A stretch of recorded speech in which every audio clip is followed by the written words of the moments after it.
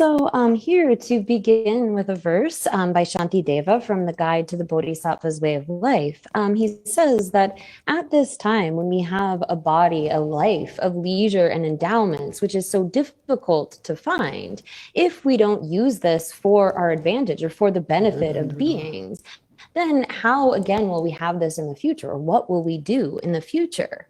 So right now we have this opportunity. We are born with all of the kind of freedom, the leisure to be able to practice the Dharma, and we have the opportunity of the Dharma. If we were born in a really remote place or somewhere where we didn't have access to these teachings, we wouldn't have that kind of freedom. Or if we didn't have the intellectual capability to be able to understand these teachings, we couldn't make use of that. And if we were born in an eon, in a time when the Buddha's teachings didn't appear, we are not going to be able to practice the Dharma. There are many eons, many times when we don't have the kind of teachings of a Buddha, the teachings that lead us to be able to attain a liberation and higher rebirths. So at this time, we have a human rebirth, and we have done everything in the past so that we are able to have such a life. We've already sort of accomplished those causes. They have come to fruition. But now we're talking about the future. So there are some people who might think that the self is just about our body, our physical body. And at this time during the life, they're sort of going to be preoccupied with that. But when it comes to our future rebirths, although our life doesn't go on, our mind is going to continue. That mind is like dependent upon our body. There's a sort of a relationship of mutual dependency. There's sort of a way in which there's a capacity for change. So like when we have something that's subjected to heat, it gets hot. It's subjected to cold, it gets cold. In that way, there's sort of a relationship of dependence. But the mind is going to continue on past this life, particularly the subtle mind. And so we have to think about that future. Where will we be born? If we want to have this kind of life as a human, as a God, where we are able to continue to practice the Dharma, we need to create the causes right now while we have the kind of opportunity. And that means eliminating those sorts of causes for the negative rebirths in the hell realms and as a hungry ghost, by abandoning things like harming others, by abandoning the 10 non-virtues, and also thinking about those kinds of negativities that we have accumulated since beginningless time and trying to confess and purify those. And if we do that, we are able to accomplish the aims of beings. We are able to make this life meaningful. So right now we have all of the kinds of conditions available to us. We're sort of right on the verge. We are able to do this. And this is something that is within our capacity. So we should make the best use of it. So in terms of why we are practicing Dharma, Dharma really is about thinking about our future lives. We shouldn't be doing it with the sort of aims to accomplish the aims of this life, the sort of things that we want. If we really are practicing with the kind of aim to gain a good rebirth as a human or a God, then we don't have to think about the sort of aims of this life. They'll happen by the way. We will get those sorts of things along the way because we're accomplishing merit. Someone who is accomplishing merit is creating the kind of causes for positive sorts of things to happen. But if we want to, the sort of first way, in like this verse from Shantideva says, that we accomplish the aims of beings, is thinking about our own future rebirth and recognizing that right now we want to take advantage of this life that we have. And if we want to gain a good rebirth like it in the future, we need to think about the causes that we are accumulating. If we accomplish virtuous actions and abandon non-virtuous actions, we are guaranteed, we are able to gain a good rebirth in the future. So again, as similar to this verse in Shantideva, Chandrakirti has said in his entry to the middle way, that like at this time where we have all of the freedom, all of the autonomy to be able to accomplish our aims, if we fail to take advantage of it, then falling into the abyss of the lower realms, what will we do? So right now we have this kind of freedom. We have this autonomy. Again, as the Buddha himself has said, you are your own master. You have the ability to create the causes for what you will experience in the future. If you create good causes, you are going to take a good rebirth. If you create negative causes, you're going to take a bad rebirth. So going beyond just that first sort of thought of accomplishing a good rebirth in the future, there's thinking that, well, even so long as I continue to take rebirth, even if it is as a human or a god, I'm still subjected to suffering, the sufferings of birth, aging, sickness, death, continuously having to take rebirth without any kind of certainty in this cycle. And so there's a desire then to definitely get free from that. And so when we are talking about having this sort of autonomy or freedom in this rebirth, usually when we as humans use that word, we're using the word freedom in terms of very small little things. But the freedom that we have right now is the freedom to be able to create the causes for liberation, for actually getting out of samsara. We have that kind of freedom, that ability right now. And so when we get to this level of thinking, we are recognizing the kind of defect of attachment and aversion, the sort of desire and hatred, as well as the kind of self-grasping that it arises from, recognizing the faults that come from that. And one gets into the contemplations on things like subtle impermanence and selflessness, and recognizing that all things that flow out of that kind of grasping at a self and cause us to have attachment and aversion are going to create the causes for future rebirth. So this kind of putting effort at the causes of liberation is the second sort of level of making or accomplishing the aims of beings. So that second level of thinking is wanting a kind of definite freedom. If one is going to continue to take rebirth in samsara, going up and down and experiencing various sufferings, that's really not a kind of freedom. Just attaining higher rebirths doesn't guarantee any kind of lasting happiness. So at this level, one thinks about things like subtle impermanence and emptiness, and the kind of defects of our being attached to some and having aversion towards others, and so forth, and tries to get rid of that kind of attachment and aversion for one's own liberation. But at the next level of, again, accomplishing the aims of beings, and here this is the line from Shantideva, we get to the level of thinking of a being of great capacity, wherein we recognize that just our own freedom alone from these sufferings is not really sufficient. It's not really right, because all of these various beings that we are surrounded with have acted in the capacity of, like, our mother, our father, our friends, our relatives, our children, people that we feel close with. So although we talk about they're going through life after life, there are lives we sort of we end a particular life. That mind continues on, changing and changing, taking up various bodies and lives. There's nothing that is like newly created. When we talk about physical matter, like going through transformations, there's not something that's newly created. And so too with beings, although they sort of take up one form and cast it off, there is a continuity of mind. And when we look that there is no beginning to that, we have taken then countless rebirths and thereby have had relationships with all of these various beings. So thinking about them in this sort of kind and affectionate way, and normally we talk mainly about our mother or our father, concentrating on their kindness. But if we don't have an especially close relationship with our mother, we could say think about our father, or think about our uncle, or think about a very close friend, someone that we do feel that sort of affection, and recognize that there's not one single being that hasn't acted in that capacity. And so just striving for one's own freedom while leaving those beings suffering is not right.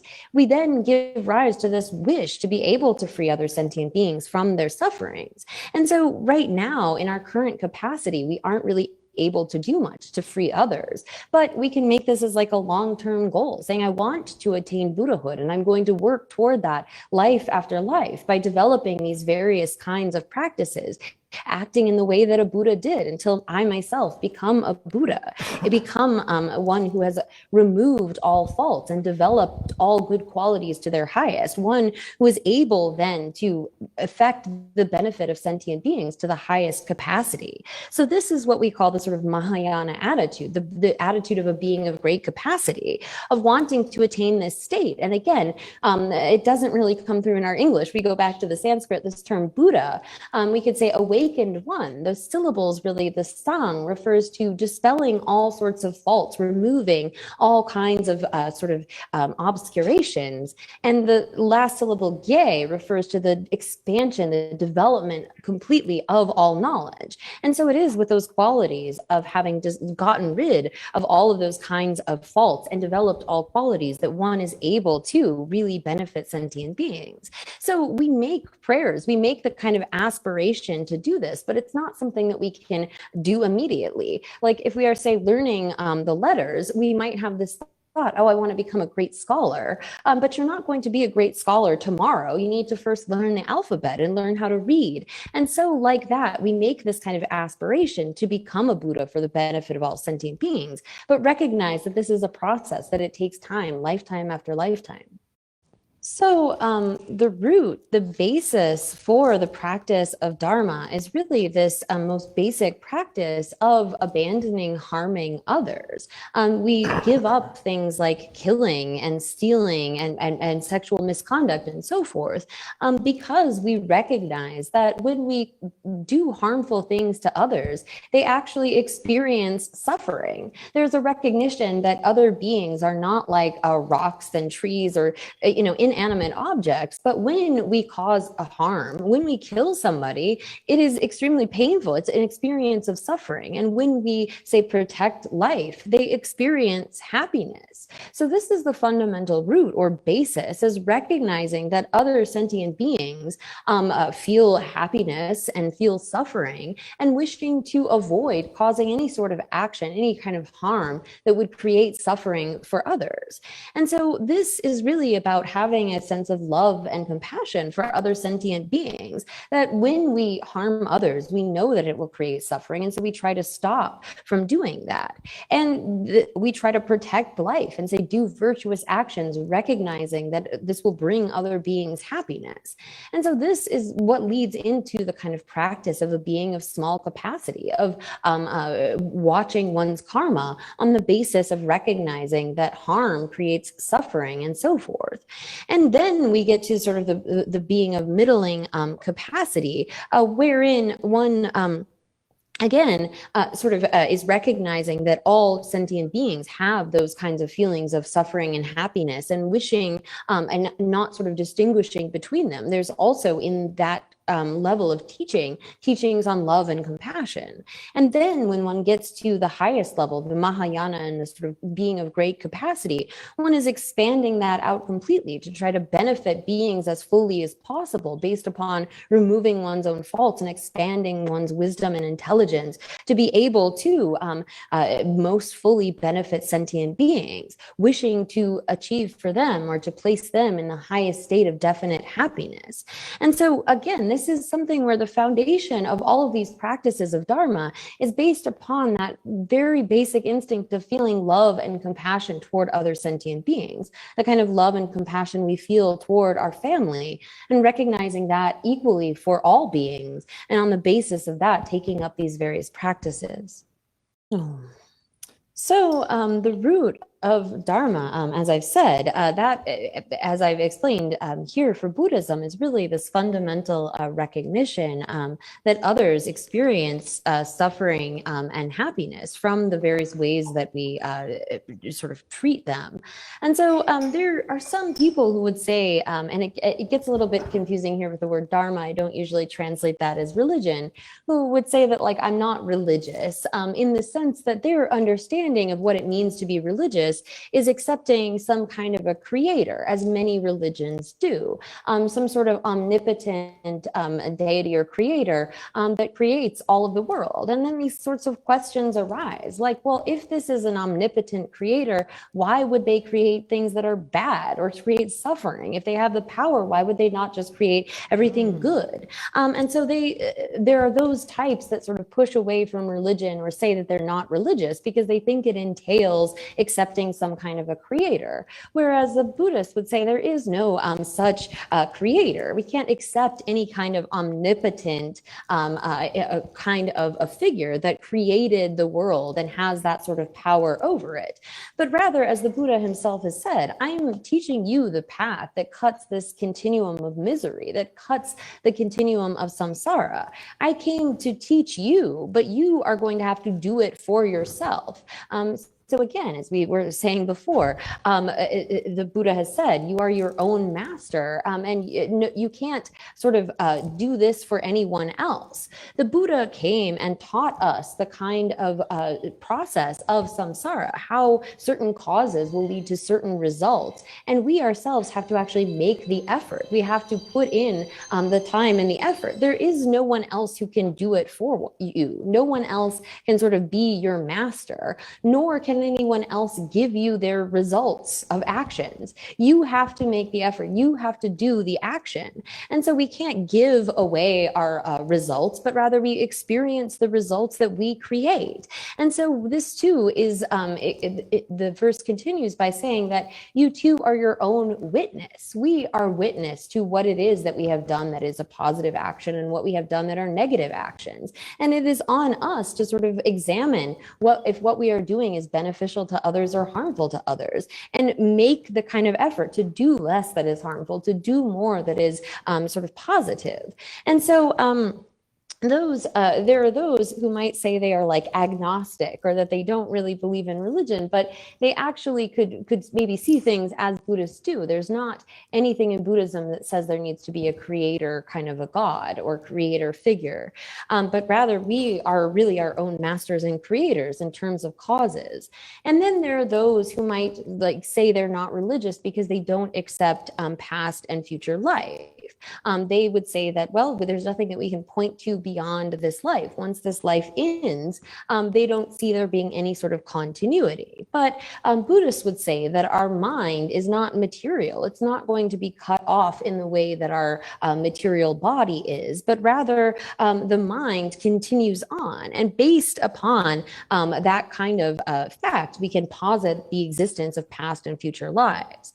But even for those who might stay away from the idea that there are past and future lives, they are needing of love and compassion in the way that all beings are. And so the kinds of teachings on cause and effect, even looking just within this life, those kinds of teachings advocating for love and compassion that are things that we all need can be beneficial in this.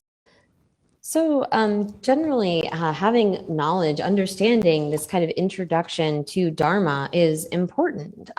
This kind of understanding that it is based upon our actions, based upon abandoning harming others and accomplishing positive actions, that we are able to take rebirth as a human or a god. If we are wanting to have such a good rebirth in the future, we need to recognize that we should abandon any kind of actions that will lead to negative consequences, as well as the fact that in previous lives we have accumulated the kinds of actions of harming others, and feeling a sense of regret from that, we are able to really purify those negative actions. So this kind of thought motivated thinking, I want to gain a good rebirth in order to be able in the future, in order to be able to do that, I need to create the causes now, use this time to abandon causing harm to others and try to do things that are beneficial, and think I want to gain this kind of a good, well-endowed human rebirth in the future.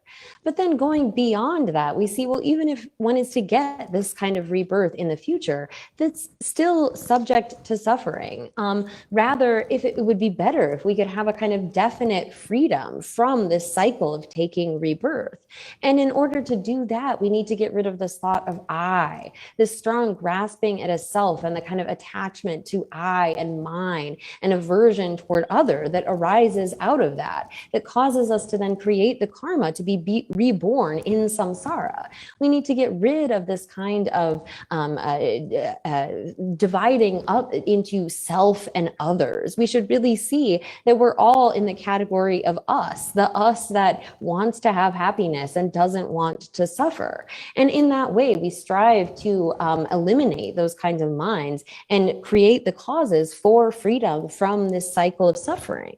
But then we recognize, well, not just my own freedom is not sufficient, but rather I want to be able to benefit all of these other sentient beings. And for that purpose, I need to attain the state of Buddhahood, the state that in which one is able to really work for the aims of others in a complete way, a state in which one has eliminated all faults and gained all good qualities, developed them completely. And in that way, one sets a motivation for listening to the Dharma. So we should take that kind of advice and set a proper motivation for listening to these teachings. So as for where we had left off in the text, we had earlier gone through the selflessness of the person and then had moved on to the selflessness of phenomena, getting to how phenomena as well, like the aggregates and so forth, are not truly existent. And so here, this part of this is kind of according to the Yogacara Svatantrika Madhyamaka mindset, where or the point of view, where they are saying that there is no external existence, truly existent external reality, because what appears as external objects are really due to the force of the ripening of imprints on the consciousness, that they appear to exist in that way. So we had talked about the sort of examining those objects and seeing, and again, that is particular to that Yogacara Svatantrika Madhyamaka perspective, to say that there would be no external kind of objects aside from the sort of awakening of imprints on the mental consciousness.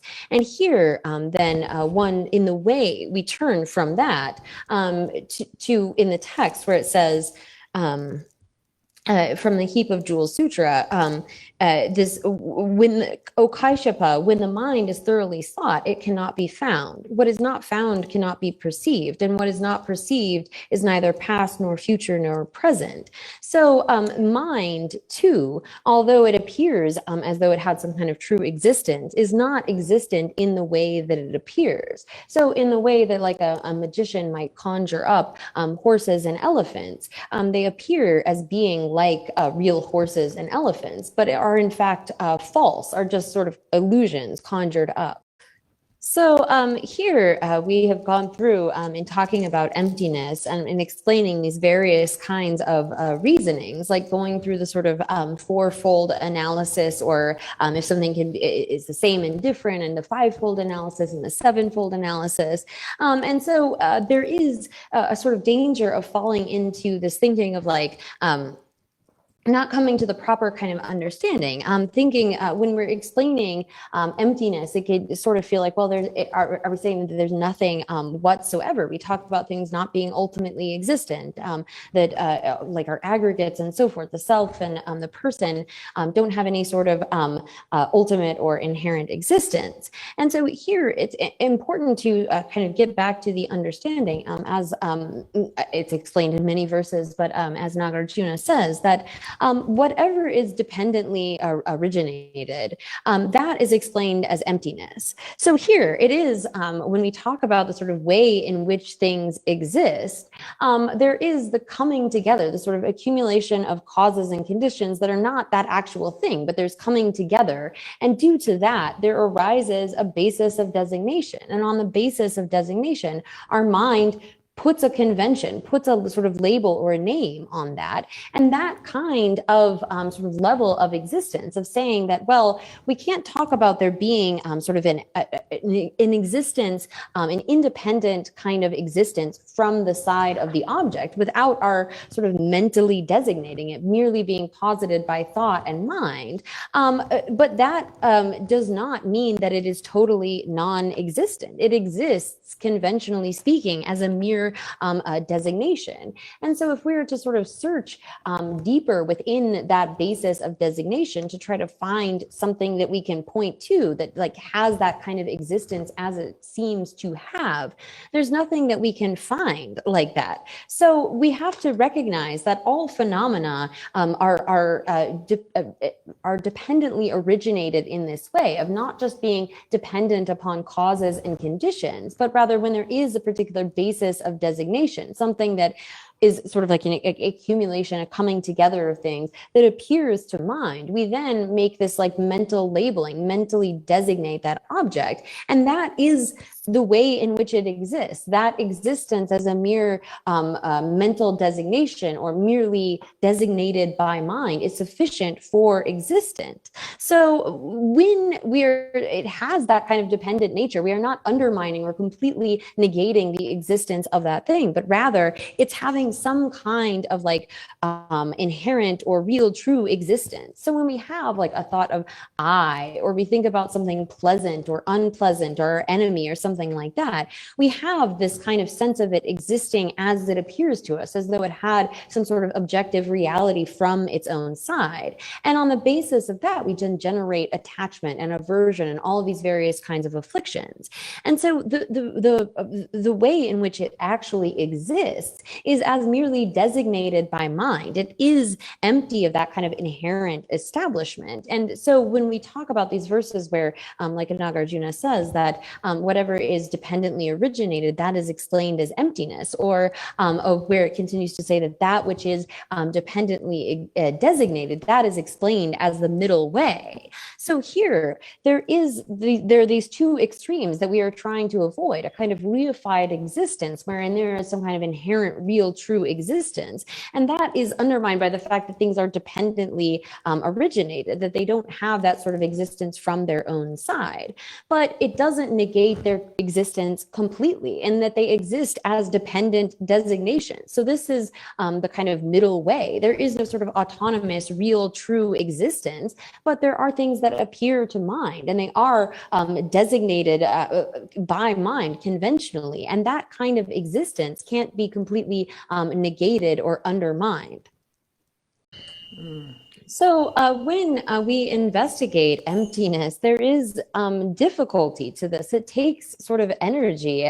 We need to use our investigation and analysis in order to get to an understanding. It's not like this view of Hashang where it's kind of appealing because of its ease to just say, well, the final nature of things, we can find that by withdrawing our minds from external objects. He explained, my main sort of instructions are meditation. And this meditation involves just being pulled away from, not engaging with objects, whether it's of our five senses or of the mind, because that leads to bad results. When we engage with objects, we have attachment and aversion and give rise to karma and so forth. So this is the sort of view of Hashang, that somehow by just pulling back, being in this kind of meditation of like, they talk about this sort of space-like meditation, or being in this sort of endless consciousness and so forth, all the way up to the peak of samsara, they think that this is liberation and sort of are grasping at that idea of just being free from engagement with objects. And that's actually not the kind of peak, it's not getting out of samsara, it's not liberation, but rather we need to be able to identify the way in which we grasp at things as inherently existent, the problematic way in which our mind is apprehending things. And so again, as it's explained in the Heart Sutra, we have this kind of Shariputra was already sort of a stream enterer at this very high stage, and but he's through the enlightened activities of the Buddha, we see this questioning between him and Chenrezig, who is there meditating on the sort of the profound perfection of wisdom. And so Shariputra has asked, how should they train? And in his response, the great Bodhisattva Chenrezig says that they should see that all phenomena are empty of inherent existence. So it's not as though when it continues on saying there is no form, no feelings and so forth, that these things are non-existent, but they don't have this kind of inherent existence, this kind of autonomous being established from their own own side. It's not in any way negating them as dependent originations in the way that they actually exist. And so here, this kind of back and forth where Shariputra and Tenrezig are discussing the practice of the perfection of wisdom, the Buddha then arises at the end and says, well said, son of the lineage. It is like that. It is just like that. It is the one should practice the perfection of wisdom exactly as you have explained. Even the Tathagatas rejoice. And so it is in this way that through our understanding in the way in which we misperceive things, the way in which we perceive them to have inherent existence, and by identifying that inherent existence and negating it, that we come to this proper kind of level of understanding. So, there are stages of realizing this. We don't immediately get to the point of full understanding, but it is by repeatedly investigating and analyzing that we are able to come to the proper kind of understanding, not just by withdrawing and disengaging from objects. So our time is up for today, so we'll have to stop there.